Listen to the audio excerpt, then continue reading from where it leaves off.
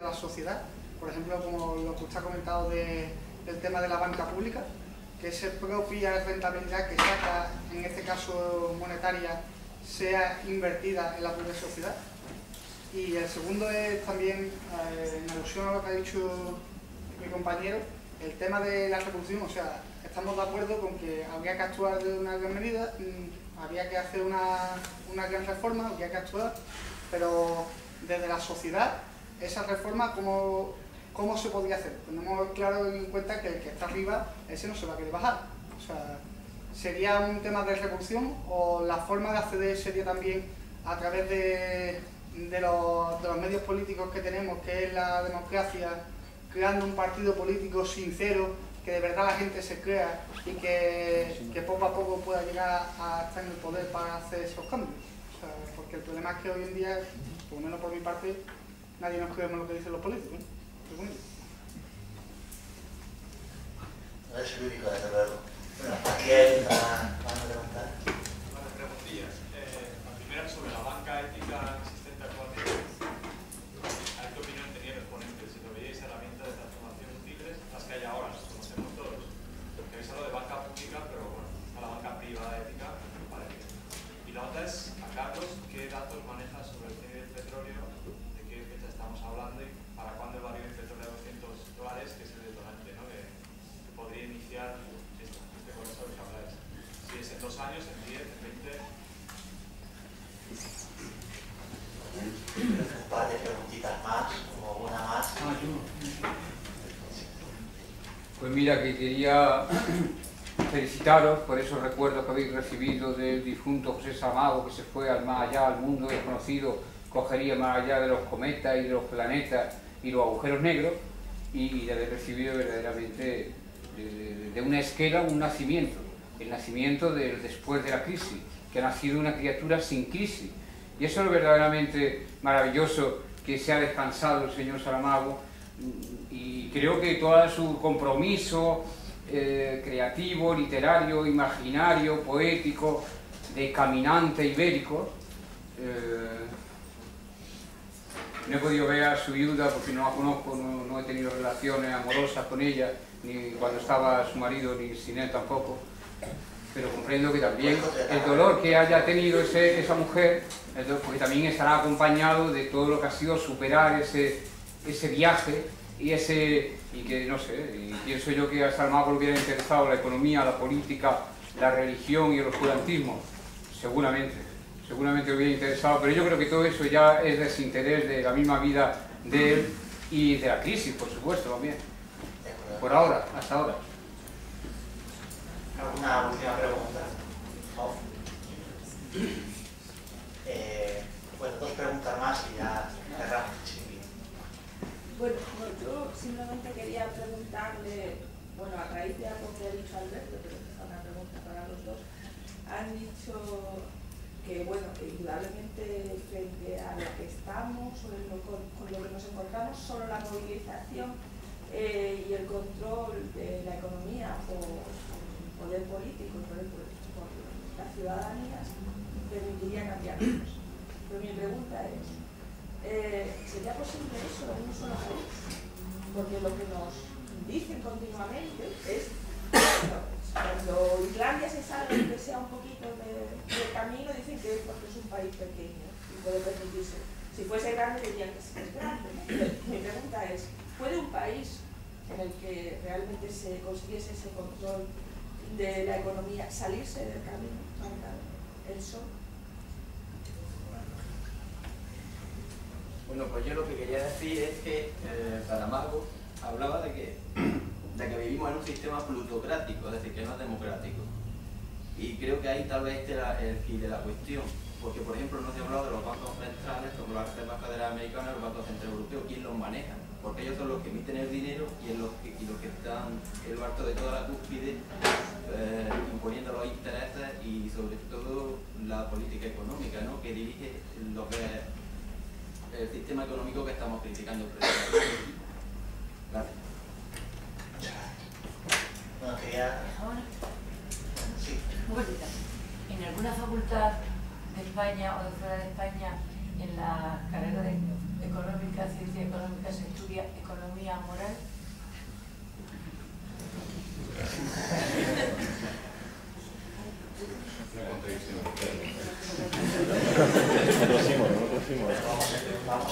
Porque lo he escuchado de preguntar. Venga, la última pregunta. Sí, a mí, bueno, va indistintamente, bueno, quizás tal vez dirigida mi pregunta al señor Carlos Taibo. En el supuesto hipotético de que se lograra una sociedad pues organizada según la teoría que planteas tú del desconocimiento, ¿cómo nos podríamos imaginar la organización social? Porque te hago mi pregunta porque en el mundo, en el sistema que vivimos, estamos tan acostumbrados a que esa sociedad está tan jerarquizada y que cada cual tiene muy definido cuál es su sitio, pues que me gustaría un poco que apuntara por dónde irían los tiros, ¿no?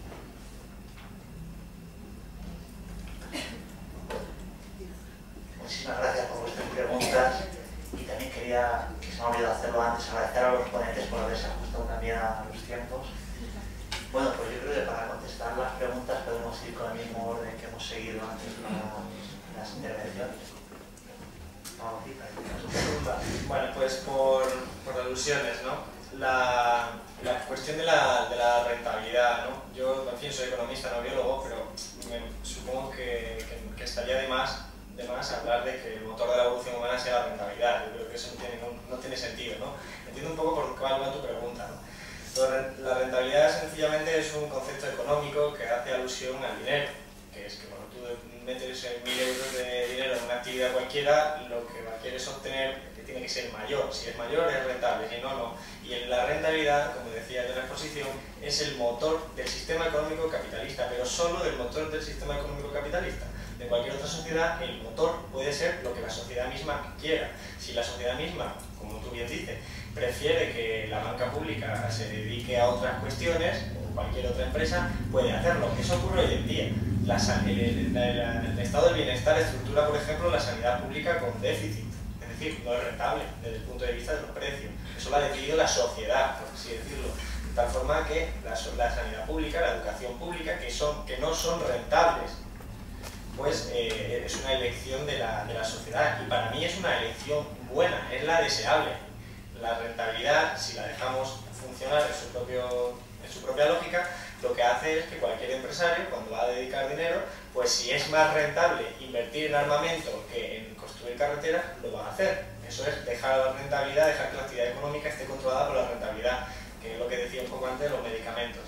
De tal forma que la rentabilidad yo no la pondría como pivote central en el sistema económico que yo construyera, sino pondría un criterio social. Si es en términos de evolución, no me puedo meter en esa cuestión, esa ya es una cuestión que me trasciende, ¿no?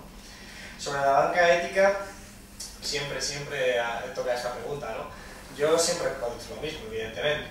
Mi opción es la banca pública. Mi opción preferida siempre va a ser la banca pública. Hay que recordar que la banca ética es la banca privada, pero con buen rostro. Es la banca que se compromete a que este dinero que nosotros depositamos en los bancos y que se presta a terceras entidades, pues se preste a terceras entidades que sean desde el punto de vista social benevolentes, empresas locales, pequeños empresarios, cualquier actividad que en principio no sea asociada, por ejemplo, a la empresa de armamento, como puede ser el caso del financiamiento de Santander o BBVA. Siendo una opción deseable sobre la banca privada, no es la opción idónea. Entre otras cosas, porque la banca ética sigue siendo una empresa capitalista que funciona por rentabilidad y se sostiene en un pequeño nicho de mercado que es la gente concienciada que ha preferido que su dinero no se utilice para cosas que en principio serían perjudiciales para la sociedad, como el armamento. Pero sigue siendo un negocio con la misma lógica del capitalismo y por lo tanto inserto en él y tendrá sus propios obstáculos y dentro de su propio pequeño nicho de mercado puede funcionar, pero mi opción sigue siendo la banca pública, que no está sometida a la rentabilidad, y si una banca pública pudiera ser deficitaria, podría serlo perfectamente, cosa que no puede ser la banca ética.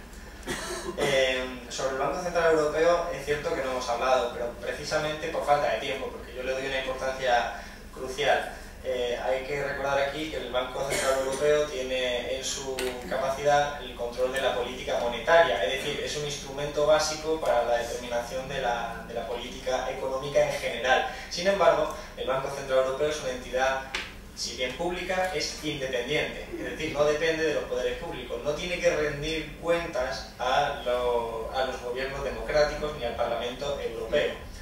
Esto es así porque quienes configuraron este sistema consideraban que precisamente por el poder que tiene la política monetaria no debía dejarse al amparo de gobiernos que pudieran usarlo en su propio beneficio. Es decir, podemos imaginarnos que quisieran de repente, de un día para otro, imprimir dinero y estimular la economía con efectos perjudiciales a largo plazo, pero que en corto plazo pudieran beneficiarle electoralmente. Para evitar esto, estos autores decían, hay que hacer al Banco Central independiente del poder político. En definitiva, esto lo que hacía era que dejaba que el Banco Central Europeo dependiera sus decisiones de economistas técnicos, economistas que en su prepotencia consideran que su economía es la única real y verdadera, que todos los demás economistas estamos equivocados y que ellos son los que controlan realmente los entresijos del sistema y que saben perfectamente qué hacer. Hay que recordar, con un poco de saña, que una de sus principales, si no la principal, interés y preocupación es la estabilidad financiera.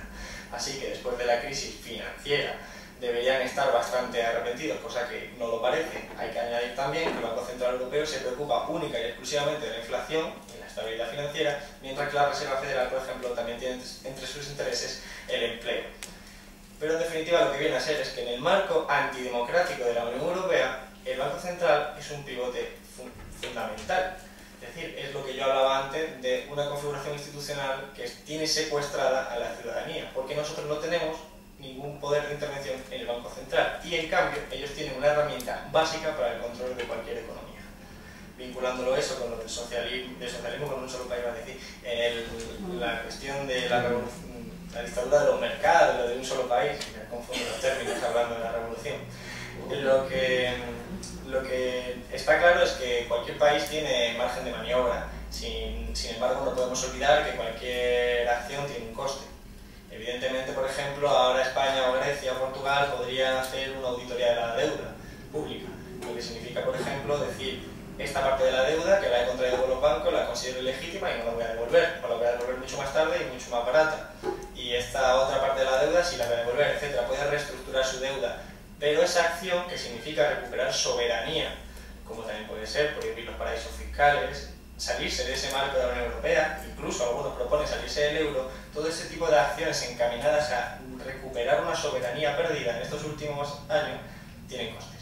Tienen costes que ya cada país verá si los puede soportar individualmente o necesita determinadas alianzas con otros países que estén en la misma circunstancia. Hoy en día se dan las condiciones de que casi todos los países, por ejemplo Grecia, Portugal y España, se podrían ver tentados de hacer una alianza en este sentido y construir desde esa base una Europa totalmente diferente. Es mi opción, más que salirse del euro, por ejemplo, es construir una Europa diferente a partir de otro criterio. La cuestión de la economía moral, yo soy economista, he estudiado en la Facultad de Economía y allí no he aprendido economía, he aprendido modelos, muchos gráficos que no tenían vinculación ninguna con la realidad y donde precisamente Bolonia hace un efecto totalmente perjudicial. Economía es una carrera que tiene 5 años, en la que se estudia en principio de todo, es multidisciplinar, se estudia todo tipo de asignaturas vinculadas a sociología, psicología, que es así como yo creo que hay que entender a la economía, pero con la idea de la especialización económica, todo ese tipo de asignaturas desaparecen. Por ejemplo, yo en Málaga, que es donde me licencié, no llegué a estudiar, por ejemplo, la historia del pensamiento económico, porque las facultades hoy en día se conciben más como una creación, una formación del personal. Vamos a crear un recurso humano especializado en hacer una determinada función y para eso no hace falta que pienses. Lo que hace falta es que sepas hacer matemáticas, que sepas utilizar luego un ordenador para meter datos en el Excel y si no tienes que estudiar la historia económica, pues no te la tienes que